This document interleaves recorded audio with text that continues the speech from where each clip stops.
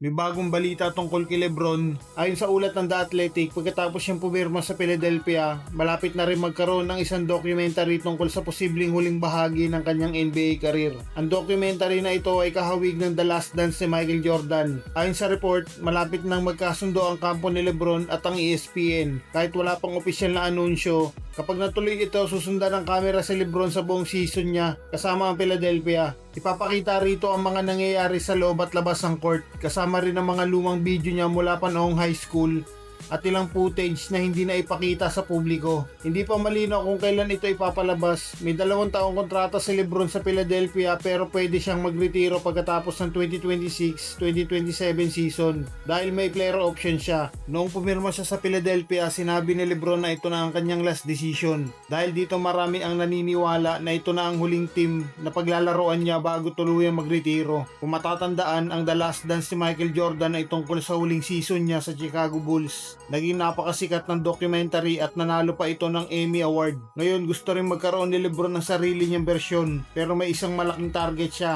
ang manalo pa ng NBA Championship bago matapos ang kanyang karir. Kung magkampiyon ng Philadelphia at makunan ito ng kamera, posibleng maging isa rin ito sa pinakamagandang basketball documentaries na mapapanood ng mga fans. Sa ngayon wala pang opisyal na kumpirmasyon pero kung matutuloy ang proyektong ito, makikita ng mga fans ang buong kwento ng posibleng huling season ni Lebron sa NBA. Matatapos kaya ni Lebron ang kanyang NBA career bilang kampiyon katulad ng kay Michael Jordan? I-comment ang inyong komento sa ibaba.